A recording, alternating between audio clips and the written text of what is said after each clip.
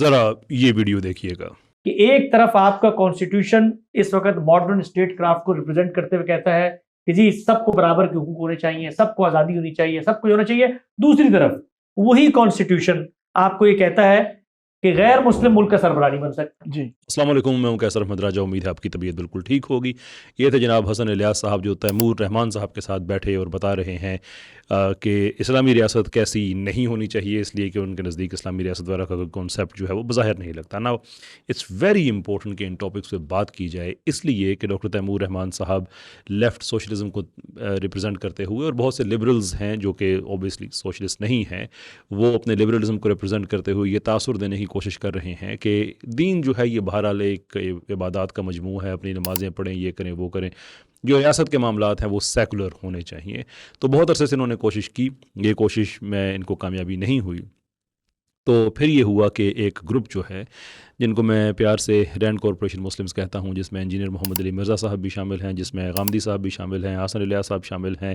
یہ ایک چھوٹا سا فرنج گروپ، انہوں نے اس کو انسورس کیا، ان کی سروسز لیں کہ اگر ہماری بات لوگ نہیں مانتے تو پھر ہم مذہبی اسکالرز جو ہیں ان کے منہ سے اگر یہی باتیں کہلوا دیتے ہیں تو اس سے ہی ہم یہ تاثر دینے میں کامیاب ہو جائیں گے کہ اسلام کا نہ کوئی اکنامک سسٹم ہے، اسلام کا نہ کوئی سسٹم ہے پولیٹیکل، نہ ہی اسلام کے اندر کوئی سوشل تھیوری ہے. بس ٹھیک ہے، نماز شاذ پڑھو، باقی جتنا ہے وہ سیکولر. وائی؟ اس لیے کہ اگر آپ لوگوں کو اس چیز پہ کنونس کر دیتے ہیں کہ اسلام کے اپنے سسٹمز نہیں ہیں اور اس میں صرف عبادات، اخلاقیات یہی کچھ ہے، تو پھر اوپر سے پورا ملک کو رن کرنے کے لیے آپ کو جو ایک اپریٹس چاہیے، وہاں پہ ایک بڑا گیپ آ جاتا ہے. تو اس گیپ کو ہم کیسے فل کریں گے؟ سوشلزم سے کریں گے. جو لبرلز ہیں وہ کہتے ہیں کہ لبرلزم سے کریں گے. لیکن ہمارا یہ خیال ہے کہ لگ بھگ 2 ارب مسلمان دنیا میں، پونے 2 ارب کے لگ بھگ جو ہماری آبادی ہے، ہمیں کوئی ضرورت نہیں ہے کہ ہم یہ جو مانگے تانگے کے نظریات ہیں وہ لبرلزم کے ہوں یا سوشلزم کے ہوں، ہم ان میں سے ایک بائنری آپشنس کو دیکھیں جبکہ ہمارے پاس اپنے سسٹمز ہیں. تو یہ جو ایک چھوٹا سا گروپ بن رہا ہے، ان کے کا جو یہ جو نیریٹو جو پاکستان میں یہ بنانے کی کوشش کر رہے ہیں اس کا کاؤنٹر کرنا بڑا ضروری ہے. And I will go to, یہ میرا واحد ویڈیو نہیں ہے، حسن الیاس صاحب نے باتیں کی، میں پوری سیریز بناؤں گا اس پہ انشاءاللہ کہ انہوں نے اور کیا غلط باتیں کہی ہیں، کیونکہ ان چیزوں کو روکنا ضروری ہے. کیونکہ حسن الیاس صاحب میرے جیسے آدمی کے ساتھ نہیں بیٹھتے. یہ بات میں آن ریکارڈ کہہ رہا ہوں کہ میں نے ان کو متعدد مرتبہ دعوت دی ہے کہ آپ آئیے، آپ بات کیجئے. وہ سیکولرز کے ساتھ بیٹھ جاتے ہیں، وہ کبھی کسی اسلام پسند اس کے ساتھ نہیں بیٹھتے. وہ ہمارے ینگ مین ہیں پاکستان ایکسپیرینس والے، ان کے ساتھ شہزاد غیاث، ان کے ساتھ بیٹھ جائیں گے. تیمور رحمان صاحب کے ساتھ بیٹھ جائیں گے. ہر وہ آدمی جو سیکولر ذہنیت کا رکھتا ہے اس کے ساتھ بیٹھ کے سیکولرزم کو سمگل کرنے کی کوشش کریں گے اپنی داڑھی اور اپنی ٹوپی کے ساتھ. انجینئر صاحب بھی یہی کام کرتے ہیں، وہ بھی اسلام پسندوں کے ساتھ نہیں بیٹھتے ہیں عام طور پہ جو آرتھوڈاکس ہیں، بلکہ وہ بھی بیٹھتے ہیں انہی لوگوں کے ساتھ. وہ فیصل بڑائی صاحب ہو گئے، اس طرح کے جتنے بھی یعنی کہ سیکولر ذہنیت کے لوگ ہیں، ان کو کسی نہ کسی طرح سے یعنی کہ اسپیس دیتے ہیں کہ پاکستان میں سیکولرزم آ جائے. تو چونکہ یہ ہمارے ساتھ بیٹھتے نہیں ہیں، یہ ڈیبیٹس نہیں کرتے ہیں، یہ پوڈ کاسٹ نہیں کرتے ہیں، نہ ڈاکٹر تیمور رحمان صاحب، نہ اور ان میں سے کوئی بھی نہیں، تو پھر ہمارے پاس ایک یہ ذریعہ بچ جاتا ہے کہ جس کے ذریعے ہم پھر ان کو بتائیں کہ یہ کیوں غلط ہیں. کیونکہ اگر یہ ہمارے بچوں کو گمراہ کرنے کے لیے محنت کریں گے تو ان کو کم سے کم جو توقع رکھنی چاہیے وہ یہ کہ ان کا جتنا بھی ایک یہ غلط بیانی پہ مبنی ایک موقف ہے اس کو علمی بیسس پہ ڈیبنک ضرور کیا جائے گا. اس لیے کہ ہم اتنے تو لاوارث ہیں نہیں پاکستان میں، نہ ہی ہم اپنے بچوں کو اتنا لاوارث چھوڑ سکتے ہیں کہ وہ لینن جیسے دہشت گرد، اسٹالن جیسے دہشت گرد کے نظریات کو پروموٹ کرنے والے لوگوں کو وہ یہاں پہ پاکستان میں آ کے وہ ہمارے بچوں کو گمراہ کر رہے ہوں، اور دوسری طرف جو لبرلزم جسے پوری دنیا میں آگ لگائی ہوئی ہے اس کے نظریات کو کرنے والے، اور آگے سے ہم کہیں کہ نہیں کوئی بات نہیں یار، خیر ہی ہے. نہیں، خیر نہیں ہے. سو آج یہ پہلا ویڈیو اس سلسلے کا. آگے ہم بڑھتے ہیں، اسٹریٹ وے چلتے ہیں. جو ڈاکٹر صاحب نے بات کہی کہ یہاں پہ جو ہے وہ نان مسلمز جو ہے وہ صدر نہیں بن سکتا یا ملک کا جو حکمران ہے وہ نہیں بن سکتا. نو دیٹس پارٹ از فائن، نہیں بن سکتا. اور کئی دفعہ ہم نے ایکسپلین کیا ہے کہ وہ کیوں نہیں بن سکتا، کہ یہ ان کے ساتھ ناانصافی ہے، یہ مسلمانوں کے ساتھ ناانصافی ہے کہ آپ مجموعی طور پہ ملک کی جو میجورٹی ہے جب اس کے لیے قوانین بنائیں گے تو یہ لازم ہے کہ اس میجورٹی کے بلیف سسٹم کو سمجھنے والا آدمی ہوگا، یعنی کہ مسلمانوں کے لیے ہے تو اس میں زکوٰۃ کے معاملات ہیں، صدقات کے بھی معاملات ہیں، اس کے اندر حکومت ہے، اس کے اندر پوری کی پوری ایک سوشل پولیٹیکل تھیوری ہے کہ وہ مسلمانوں کی ہے. تو وہ مسلمانوں کو کے لیے جب اس قوانین بنائے جائیں گے تو پھر ایک اوپر مسلمان ہی چاہیے. آپ ایک ان کوالیفائڈ آدمی ایک میجورٹی کے لیے قوانین بنانے کے لیے جب آپ بنائیں گے تو وہ آدمی کمپٹنٹ نہیں ہوگا. یعنی کہ مجھے کوئی آدمی اگر کہے کہ میں ہندوؤں کے لیے قوانین بناؤں، آج بھی I'd be struggling, इसलिए कि मैं उस रिलीजन की गहराई को नहीं जानता हूँ. I would ask a Hindu brother कि आप आइए, आप अपने लिए बनाइए, वो ज़्यादा बेहतर चीज़ है. तो इसमें दो प्रॉब्लम्स हैं. एक तो ये मुसलमानों के साथ ज़्यादती होगी, दूसरी ये ज़्यादती होगी कि जो एक क्रिश्चियन है या हिंदू है या कोई और है, जब आप उसके लिए एक इस्लामी मुल्क में रहने वाले मुसलमानों की जो आबादी है, जो मजमूई तौर पे मुस्लिम है, जब आप उनसे कहेंगे कि आप कवानीन बनाएं, तो ऑब्वियसली वो एक डिफरेंट रिलीजन का आदमी है, तो उसको अपने रिलीजन के ख़िलाफ़ जाके कानून बनाने पड़ेंगे, अपने रिलीजन के ख़िलाफ़. यानी कि एक हिंदू है, उनके मज़हब में बुत परस्ती है, तो वो इस्लाम में बुत परस्ती के ख़िलाफ़ कानून बना रहा होगा, तो ये उसके साथ भी तो नाइंसाफ़ी है. तो इस्लाम ने वो रास्ता बंद किया कि नहीं, इस तरह से नहीं है. जो मुसलमानों के मामलात हैं वो मुसलमान करें, जो नॉन मुस्लिम्स के मामलात हैं उस पर कोई मुसलमान दखलंदाजी नहीं कर सकता, बिल्कुल नहीं कर सकता. क्लियर बात है कि जो आपस में मामलात हिंदुओं के हैं, हिंदुओं के साथ, क्रिश्चियंस के साथ, उसके एक्सपर्ट्स ही उस चीज़ को करेंगे, मुसलमान किसी को नहीं बताएगा. और यही कायदे-ए-आज़म की 11 अगस्त की तकरीर है. फ्री हो भाई, जाओ अपनी मस्जिदों में, जाओ अपने मंदिरों में, लेकिन जो रियासत के ओवरऑल मामलात हैं वो एक जो मेजॉरिटी है उसके लिए होंगे, तो उसके लिए वो एक्सपर्टीज़ चाहिए. अच्छा, इसमें एक बड़ी ज़बरदस्त बात कही हसन इलियास साहब ने, ये साबित करने के लिए एक दलील के तौर पे उन्होंने बात कही कि जो अमेरिका है उसमें उनके बच्चे इलेक्शन लड़ सकते हैं. ज़रा वो हिस्सा सुनिएगा. मेरा अमेरिका से मेरी नस्लों का कोई ताल्लुक, कोई वाबस्तगी नहीं है, लेकिन उनके सियासी हुकूक वहां पर हुई हैं जो पिछले 300 साल से रहने वाले लोगों के.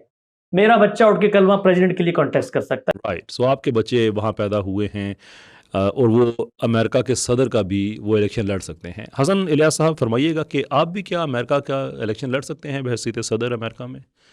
And the answer is no, आप नहीं लड़ सकते हैं. उसकी वजह यह है कि जो प्रेसिडेंशियल रिक्वायरमेंट्स हैं, 3 मेजर रिक्वायरमेंट्स, उनमें से एक रिक्वायरमेंट ये है कि जो आदमी भी अमेरिका के सदर के लिए इलेक्शन लड़े वो अमेरिका की सरजमीन पे पैदा हुआ हो. आप वहाँ के शहरी मेरा ख्याल है, I am not entirely sure, लेकिन कोई भी एक आदमी है जो वहाँ का शहरी है लेकिन वहाँ पैदा नहीं हुआ, वो इलेक्शन नहीं लड़ सकता.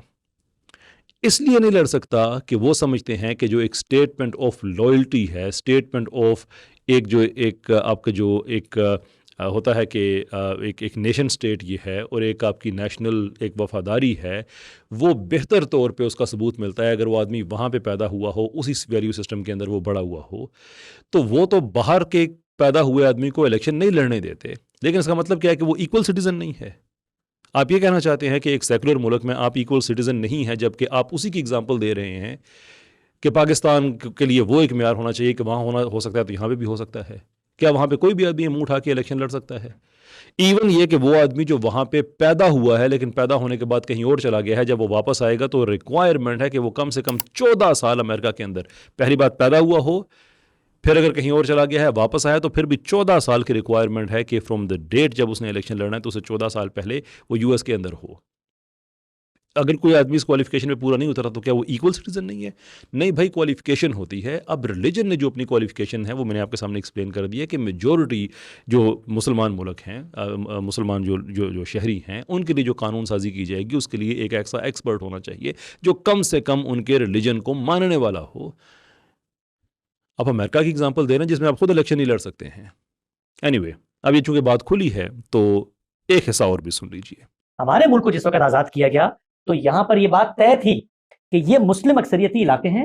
ठीक है भाई, आप लोग कहते हो मुसलमान, आपको गैर मुस्लिमों की अक्सरियत से खौफ आता है, आप अपना अलग खित्ता देना चाहते हो, हम अलग करते हैं आपको. लेकिन जिन लोगों ने हमें अलग किया और जिन लोगों ने हमें अलग करवाया, उनमें से किसी के हाशिए ख्याल में भी ये नहीं था कि इस मुमलिकत के अंदर हम बतौर मजहबी शनाख्त अपना कोई अक्सरियत तसल्लुत कायम करेंगे. जब ये नहीं था तो ये हो ही नहीं सकता कि पाकिस्तान के अंदर मैं बतौर मुसलमान ये गुफ्तगू करने का भी हक रखूं कि माइनॉरिटीज के साथ क्या मामला होना चाहिए, इसलिए कि पाकिस्तान को माइनॉरिटी है ही नहीं.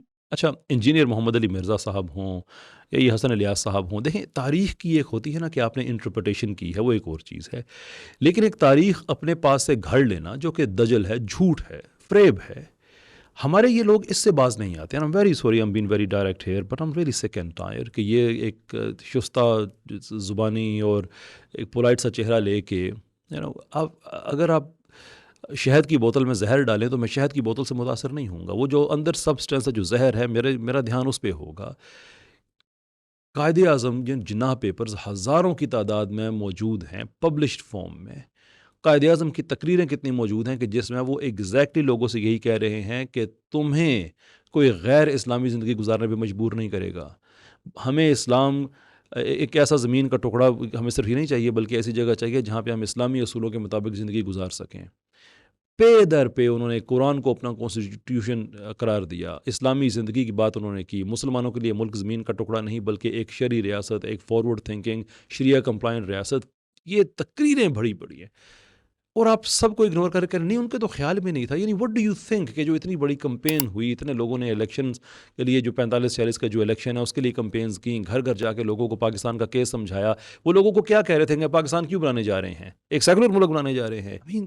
تاریخ سیکولرزم کی محبت میں اپنے پاس سے تاریخ گھڑ لینا ہے کہ یہ انتہائی ایک علمی طور پہ اگر علم نہیں ہے تو پھر ہونا چاہیے، اور اگر علم ہے اور اس کے باوجود آپ ایسی حرکتیں کرتے ہیں، کوئی بھی وہ کرے، تو ایک علمی بددیانتی ہے. اور ہمارے بچوں کو آگاہ ہونا چاہیے، جو ایک چھوٹا سا طبقہ، یہ جو ایک نیکسس اکٹھا ہو رہا ہے ان کچھ فرنج لوگوں کا اور کچھ سیکولرز وغیرہ کا. ہاں ایک بات آپ کی بالکل درست ہے کہ بحیثیت ریاست ہم جو مسلمان ہیں، ہمارا یہ کام ہی نہیں ہے کہ ہم یہ سوچیں کہ مائنورٹیز کے کیا رائٹس ہوں گے، اس لیے کہ مائنورٹیز کے رائٹس ہم نے دینے نہیں ہیں، وہ اسلام نے دیے ہوئے ہیں. ہم پابند ہیں کہ ہم اس امانت کو پہنچائیں، اور نان مسلم مائنورٹیز مسلمانوں پہ اس بیس پہ کیسز کر سکتے ہیں کہ تمہارا مذہب جو تم پہ بائنڈنگ ہے، اوبلیگیٹری ہے، اس کے مطابق ہمیں رائٹس نہیں مل رہے، اس کے مطابق رائٹس نہیں مل رہے ہیں. یہ بات بالکل اس حد تک ٹھیک ہے کہ ہمارا اس میں کوئی لینا دینا نہیں ہے، دیٹس فائن. لیکن اس کا یہ مطلب ہے کہ مائنورٹیز کے رائٹس جو ہیں وہ بالکل جو ہیں وہ پروٹیکٹڈ ہیں. آپ کے سیکولر امریکہ میں یہ انڈیجنس لوگ ہیں جن کو پہلے ریڈ انڈینز کہا جاتا تھا، اب ان کو بہت حد تک برابری مل گئی ہے. کیا وہ ہمیشہ زمینیں خریدنے کے حقوق ان کے پاس تھے؟ کیا ہمیشہ کانسٹیٹیوشن سارے رائٹس ان کے پاس تھے؟ نہیں تھے. کیوں؟ اس لیے کہ جو سیکولر سسٹم ہے اس نے روز ہی اپنا مائنڈ وہ چینج کر سکتا ہے کہ آج ان کو رائٹس دینے، آج ان کو رائٹس نہیں دینے ہیں. جبکہ ہمارے ریلیجن میں کہ آپ چینج نہیں کر سکتے ہیں، جو رائٹس مائنورٹیز کو دے دیے گئے ہیں وہ دے دیے گئے ہیں. آپ حسن الیاس صاحب یو ایس میں امریکہ کے صدر کا جو الیکشن ہے وہ تو نہیں لڑ سکتے، لیکن آپ کا ووٹ ایک ہی گنا جائے گا. وہاں پہ کوئی اور کسی ریلیجن کا ہے، کوئی وہاں پہ وائٹ انڈیجنس آدمی ہے یا جو ایکچوئل انڈیجنس امریکنز ہیں ان کی اگر ہم بات کریں تو ان کا بھی ووٹ تو ایک ہی گنا جائے گا. تو پاکستان میں بھی اگر کوئی مائنورٹی کا ممبر ہے، وہ اگر پاکستان کا صدر نہیں بن سکتا، ووٹ اس کا ایک ہی ہے جیسے میرا ایک ہے یا کسی اور کا، کسی اور پاکستانی کا، وہ کرسچن ہے، مسلم ہے، ڈزنٹ ریلی میٹر، اس کا ایک ہی ہوگا. تو اگر آپ ان چیزوں سے اویئر نہیں ہیں، وچ آئی ریفیوز ٹو بلیو، آپ اتنے پڑھے لکھے تو ہیں کہ آپ کو ان چیزوں کا پتہ ہوگا، لیکن پھر بھی اگر نہیں پتہ تو کم سے کم اس طرح کا لوگوں کو مس لیڈ کرنے سے پہلے بہتر ہے کہ اپنے جو ہے اس نالج کو اپڈیٹ کریں. اور اگر آپ کو پتہ ہے تو پھر جان بوجھ کے آپ مس لیڈ کر رہے ہیں کہ صرف ایک ڈفرنس آپ نے سامنے رکھ کے آپ نے کہا کہ وہ ایکویلٹی سرے سے ایگزسٹ ہی نہیں کرتی. وہ کیسے نہیں کرتی؟ Where did you get that idea? یہ ٹھیک ہے کہ جو مسلمان تھے انہوں نے اپنی قومی شناخت کو مسلمان کی حیثیت سے منوایا اور کہا کہ ہم اس ملک میں کیونکہ اکثریت میں تو ہم یہاں پر رہیں گے. لیکن جو لوگ پہلے سے یہاں موجود تھے وہ لوگ یہاں کے رہائشی تھے. تو نیشن اسٹیٹ کے اصول کے مطابق جس وقت یہاں تقسیم ہوئی ہے اور ایک جمہوری اسٹیٹ قائم ہوئی ہے تو جمہوری اسٹیٹ کے اندر اکثریت اور اقلیت کی کوئی بحث سرے سے پیدا نہیں ہوتی. اب یہ وہ لفاظی ہے کہ جس کو سن کے انسان متاثر تو ہو سکتا ہے، لیکن اس کی گہرائی میں جائے تو بات کچھ بھی نہیں نکلتی. وہ بھائی کون سا نیشن اسٹیٹ کا اصول ہوتا ہے؟ کوئی بتائیے، کوئی لکھا ہوا ہے جس میں آپ کوئی ایسی چیز لکھی ہوئی ہو کہ یہ نیشن اسٹیٹ ہے اور یہ اس کے طے شدہ اصول ہیں؟ کوئی ڈاکومنٹ ایسا دنیا میں ہے جس پہ سب نے سائن کیے ہوئے ہیں؟ Is there anything like that? نہیں.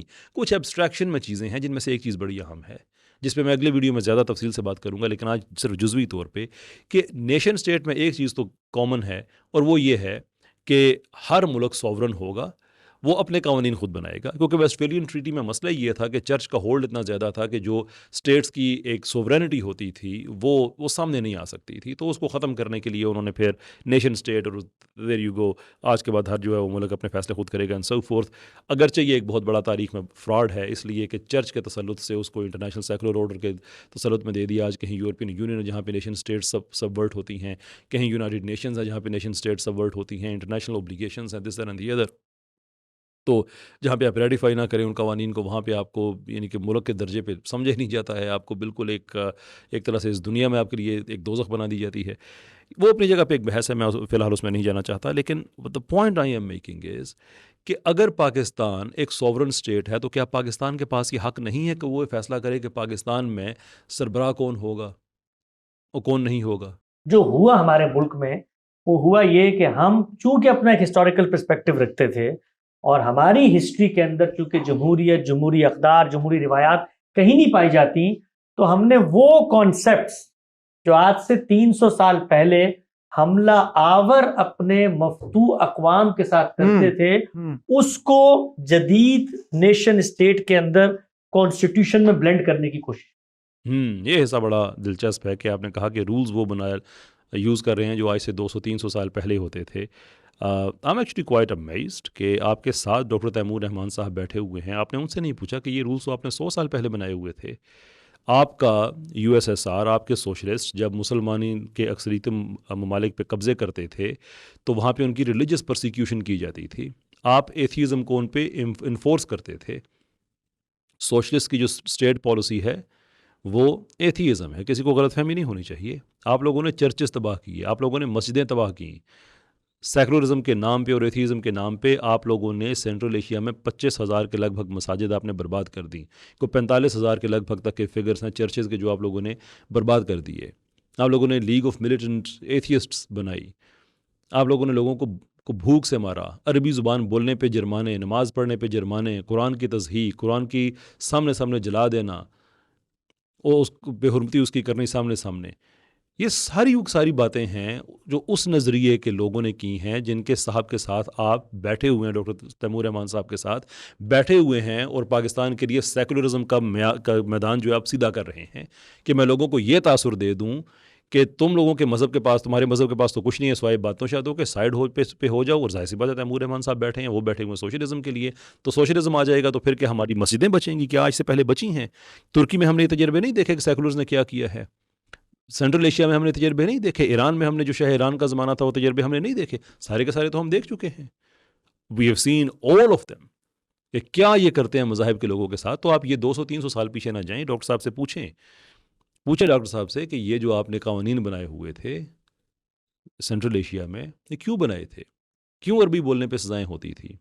کیوں مذہبی آزادی نہیں تھی؟ کیوں لوگ مجبور تھے کہ انہوں نے قرآن دیواروں میں چن دیے تھے، قرآن کے نسخے؟ وائی؟ خیر، آج کے لیے اتنا ہی۔ یہ میری پوری سیریز ہے، انشاءاللہ میں مزید 1-2 ویڈیوز میں ایڈ کروں گا تاکہ جو کاؤنٹر نیریٹو وہ رہے۔ بہت بہت شکریہ آپ کا۔ السلام علیکم۔